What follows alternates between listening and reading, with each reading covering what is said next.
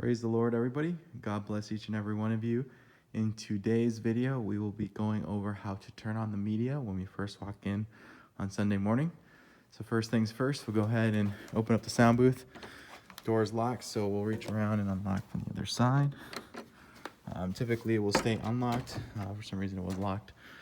Jump into the sound booth and media booth. You'll see our new media setup. So we've got kind of our video switchers. So this is kind of our camera station next to the soundboard. And then we've got kind of our typical media running setup for in service. But what you'll see is these two stations work together. So we've got two softwares running, one for streaming and one for in-person, but both softwares do work together. So let's go ahead and get started. So first thing, we're gonna grab these two remotes here. They should always be right here. First remote I'll show you. This is the camera remote. It's got no logo on it. It's the shiny black one, so pretty easy to tell. Then right next to it, we've got the remote control for the TVs. All the TVs have the same remote. It says LG at the bottom. So we'll go ahead and turn everything on in the sanctuary now. We're gonna be turning on the screens and turning on the cameras. So first things first, we'll want to turn on the back screen. So we'll grab the remote control, point the remote at the red dot underneath. We'll hit the power button. You'll see that red light flash. It says HDMI, you're on. So when that TV is on, those red lights disappear. So same thing you're gonna do over here. Turn that TV until it says HDMI 1, and over here, same thing until it says HDMI 1. So you're all set there. Next, what we're gonna do is we're gonna turn on the cameras. So camera number 1 is in the rear on the back of the church. So all the cameras are number 1, just for ease of turning things on and not having to remember exactly what 1, 2, and 3 are. So turn the camera on, we'll press the number 1, we'll hold the power button right at the front of the camera. We'll wait until it starts moving. Once it starts moving, we can let go of the power button. It'll set itself up. You'll see it'll blink red, and then it'll blink green, or turn a solid green when it's ready. So you don't have to wait till that happens. It'll always happen. That's just the camera telling you that it's on and ready to go. Next thing, to turn on the front 2 cameras, we'll move till it says 2 Corinthians 3:17. So when we're in line with that sign, we can actually turn on both the front cameras. So camera 2 is right here above the baptistry next to the speaker, that white camera. And then we've got number 3 up on the stage on the back wall behind the drummer, piano player, and bass guitarist. So if we're right here next to this 2 Corinthians 3:13 sign, we can actually, same thing as before, we'll hit the 1, and then we'll hit the power button and hold it until it moves. If we just point it right at that switch, that white switch on the wall over there, the white switch that's used to bring the projector down, if we aim right there, we actually will be able to turn on both cameras at the same time. So we'll hit number 1, we'll hold the power button right at that, wait until everything moves, and actually, so this is a good opportunity. So I didn't do it quite right. You'll see camera number 2 turned itself on, but camera 3 did not. It's still facing the back, so I'll move up there. If something like this happens where it doesn't work exactly as planned, it's worked 3 out of the 3 times before this, so it's actually probably good that this didn't work so that you can see. So what you want to do is kind of get right up and close and personal with that camera. Press the 1 and hold the power button until you see that camera start moving. The reason we do that is so that we don't turn the other camera off. As you can see, number 2 didn't turn off when we did that because all the cameras are on channel 1. So we want to make sure that when that happens and we don't turn both of them on, or we try to turn one on and the other one doesn't turn on, or the other one powers off, we want to make sure we're sending that signal from the remote directly to whichever camera we're trying to turn on. So if that happens and you don't turn both of them on at the same time, you want to get up close and personal with the camera that you didn't turn on. Go up, press the 1 button, hold the power until it moves, and that way we can make sure we turn that camera on that you're trying to turn on and not turn off the other camera. All right, so we've got all the screens turned on. We've got all the cameras turned on, so we'll run back to the sound booth, or the media booth, kind of one and the same. So come over here. First thing we want to do is drop off our remotes. You don't want to lose these. You don't want to take these home with you. So we'll put them right back next to the screen where we found them. Definitely want to leave those here. So now that we got that all set up, we'll hit the power switch and do that. We'll see that 3 of the screens turn on. So camera number 1 turns on, screen number 1 turns on, this screen turns on, and this screen turns on. So we're all set. That one won't turn on. We'll have to do that manually later. We'll see the switcher turns itself on. The controller doesn't. We'll have to turn that one on later as well. When you see these 3 screens turn on, go ahead and power on the computer by pressing the alien head. And we'll just wait for that to turn itself on. So meanwhile, when that sets itself up and turns itself on, we'll come over here and turn on this screen. So the power button's right down here on the right. And then as we do that, we'll see the camera actually show up. So we'll see that screen power on, and you'll see the feed directly from the camera. Look at that, it looks good. So next we'll want to turn on the controller. So right in the back of the controller, you'll see a switch. It says power. 0 is off, so we're going to flip it to 1. Hear a beep, and then it'll turn itself on.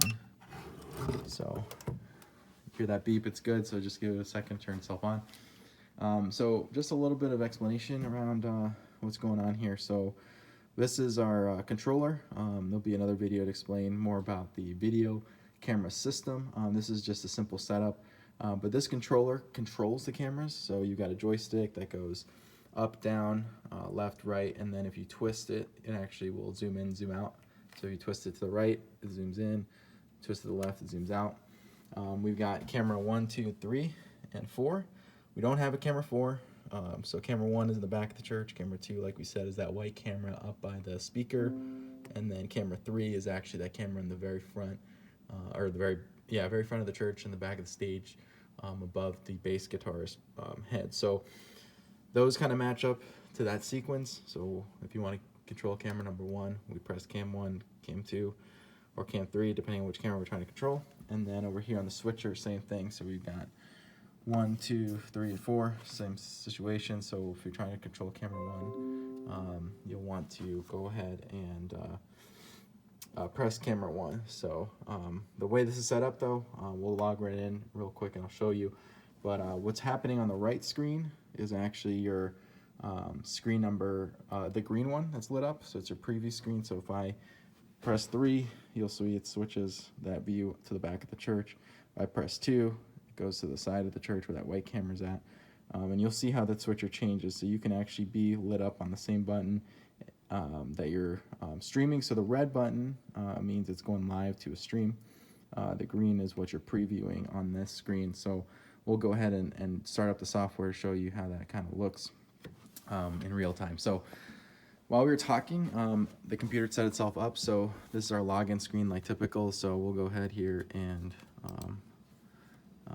go ahead and click, and then we'll enter our password. So in order to keep our privacy, you'll have this password, so we'll want to show you. So as you can see when you log in, I should have shown you this before, but what's a good sign once you log in is you see the Detroit background on all the screens, front, 2 monitors, these 2 monitors as well, and the main monitor, and then you'll come to the back screen and you'll also see that Detroit background. So that's a good sign. That means everything is working properly. You've set everything up correctly.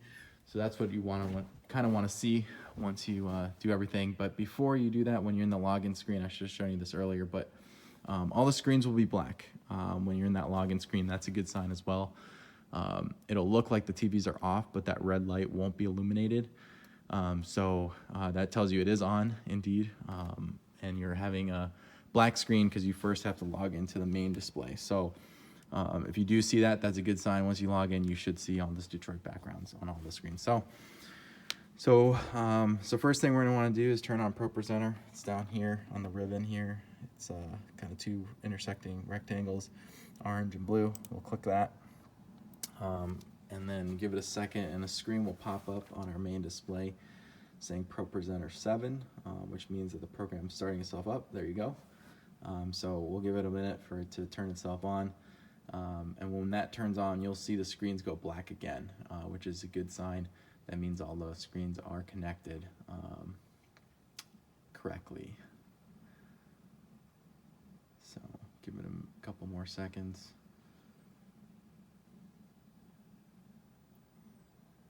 All right, any day now. But yeah, so while that turns itself on, you know, there's a couple things we can probably do in parallel.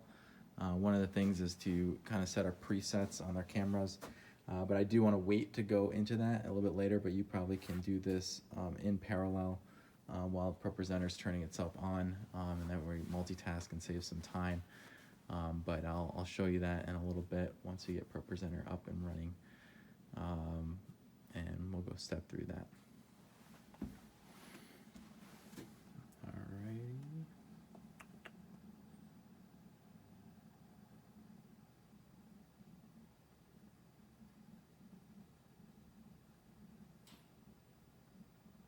Patience is a virtue. Usually doesn't take this long to turn on, but must have been cold in the sanctuary.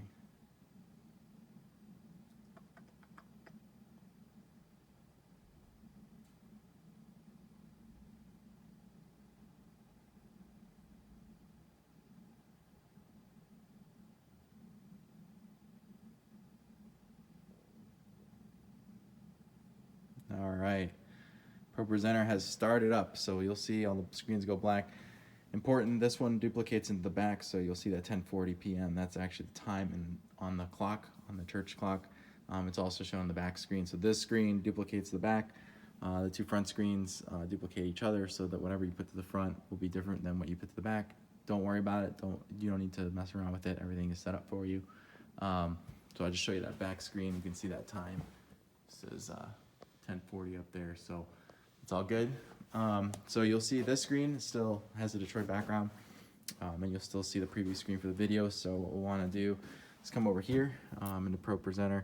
We want to click OBS, which is the next program in the ribbon. It says OBS Studio. It's got like a fan-like symbol, black. We'll go ahead and click that. When we do that, OBS will actually open up in that third screen. There you go. And it looks like we have a new update. Let me do remind me later real quick. So this is kind of our setup here. You'll see a black screen. That makes sense because we've got a green screen in a ProPresenter, or sorry, in OBS. So when we display things out of ProPresenter, it creates a different display to OBS, so it'll be the same information, just a slightly different display on a green screen. We filter the green screen in OBS, so clearly if that screen is black, it's not going to filter any green, so that's why the screen is black. So as soon as you click, you know, something over here that isn't an announcement loop or announcement, so we know about announcements, the green circle. So we find something over here that doesn't have, you know, green circle. So just anything right here, you don't see that green circle, you don't see it up there. We just click something here. All right, so now you'll see that welcome show up in the front, and then you'll also get the video coming in over here. So important that those things are showing. What you'll want to do is we don't want to stream on cam 2, we want to stream on cam 1. So we'll press cam 1, make sure that green thing is highlighted, and just click cut, because we just want to quickly go to that so you guys are set up for live streaming. See, it says cut, you just press that cut button. So now you'll see you're in cam 1, let it focus itself. Cam 2 now becomes your preview screen. So here you want to go over to your controller, go to cam 1, and then what we're going to do is call preset 1. So when we call 1, you'll see this view actually change. So we'll call 1, call number 1, press enter, and you'll see that refocus and get that nice view of the sanctuary. So then we're all set, we're all ready to stream, and we'll get into that next. Real quick, if you're interested in running multiple cameras, we'll also want to call preset 1 on all the other cameras. So go to cam 2, press call 1, enter, and you'll see that cam 2 gets to its preset location. And we want to do that for cam 3 as well. So hit cam 3. So I'll show you cam 3. I'll go over here and press 3 so that it's previewing, so you can see that view when it starts up. We'll want to call preset, sorry, let me do that again. So let me escape. We're gonna call number 1. So it says preset, we don't wanna click that button. We wanna always click call to call the preset. If you say preset 1, enter, it will actually replace preset 1, so you really don't wanna do that. So always press call, then the preset you want, then press enter. So we'll just go to 1, and we'll get the piano player. So that way, you know, we've got different views, you know, a couple different views. That's camera 2, camera 3, and the camera 1 view. So, you know, if you want to jump around these during the service, you can press cut or auto transition. More video will be brought later, explaining kind of the different features of switching between the videos. But for now, just focus on getting number 1 up. Get that number 1 and preset 1. And then you can leave it there the whole service, because you'll be the only one probably back here running it for now. So there you go, all set there. So let me get into the stream, show you kind of the stream there, and then how to set up the Facebook stream. And then on the next video, I'll explain how to kind of go through the sequence of the events during the service. So once we get that all updated or turned on, we'll want to click Google Chrome down here. This is Google Chrome. Bring up a web browser, and as that loads, we'll want to go to Facebook. So you can just type F, it should bring it right up, or press Facebook, type it all out. Press enter, you'll go right to the church page. It should be already logged in. As you can see, we're in the Vida Cristiana page. So that's the profile, but we'll want to go down to our shortcuts down here and go to our actual page for our church, so Christian Life Apostolic Ministries, and we'll wait for that to load. We'll come up to this screen, so it looks pretty familiar maybe to what you've seen when you go on our Facebook page from your personal account. We'll go on here, so you know, home, services, photos. We'll want to come down here to create a post. Right below create a post, you'll see the button, see create live. Click that button, and then it brings up Facebook. This should already be set up. We'll use a stream key. We don't want to use a camera, so this should already be set up. I'll go through some root cause later if it's not set up, but we'll want to scroll down over here, down to title. We'll want to put a title, so we'll say, since we're doing a bilingual Sunday, we'll say bilingual Sunday service dash, let's see, 12, let's say it was yesterday, so the 13th/20, and then we'll want to put the preacher, so the pastor preached yesterday, so we'll put Pastor Guerrero, and then we can highlight all this, select it, and we'll right click, copy it, bring it down here, and we'll need to fill out both of these boxes. The reason being is because the title is the title of the actual video, and then the description here is what shows up when people are seeing the post. So we want to make sure that the video itself has a name. Once we end up finishing the video, it's no longer a live video, it's stored in our videos. We'll want to be able to refer to what that video was called. We'd also want people scrolling through their Facebook newsfeed and be able to see what's going on in our video and what the post's about. So I want to put in both. We'll delete the space in the second one, in the second box, and then we'll press an enter. So press enter, get that kind of spaced out. So that's all set there. Now we'll jump over to you know, the streaming software, and if you just click start streaming, it will go ahead and start streaming to Facebook. If you hit this button and you're having issues, it's not connecting or nothing is happening. So when I hit that button, watch, so if I hit that button and everything's working right, you'll see this start rotating. It says connecting live video, and then it'll show that it's connected, and it'll show exactly what you're seeing on the streaming software on Facebook. And then you're not live yet, so don't worry about it. You can be streaming and not be live, but the moment you hit that go live button down there, you will be live on Facebook. So that's the final step you've got to do before you go live.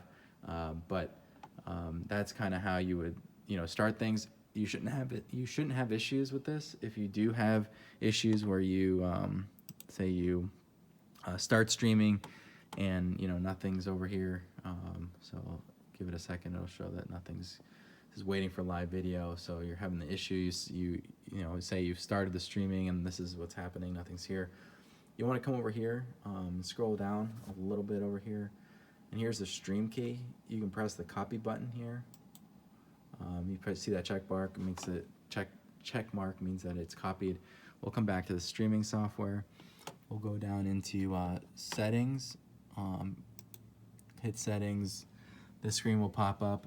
We'll want to click stream, and then right here is the stream key. So we'll want to select all of this, and then we'll right click and paste it directly from Facebook. So that should never change. So that stays the same. Once you paste that, press OK, and then the moment you start streaming, so you start streaming over there, it'll show up over here that it's connecting. See, it says connecting live video. Now we're connected. So you should be all set there. If you have any issues, please call me. But you should be all set there. So that's kind of how we would start streaming, get everything ready to go for Sunday morning service. In the next video, it's important because I'll actually go through the sequence of how we will run service. So the different, we've got different scenes here that are important. So once, starting the stream, pre-service, service, English closing, Spanish closing. So those are important. I'll kind of go through the sequence that we'll run those, as well as our scripts in ProPresenter. So kind of, all these scripts. So we've got, start stream, the bilingual pre-service, welcome slides, and we'll go down to different songs offering, the typical order of service that we do. So that'll be important.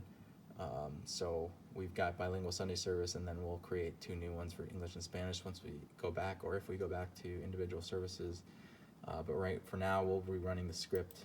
So I'll go through this in the next video. Stay tuned, but hope that helps you. God bless you.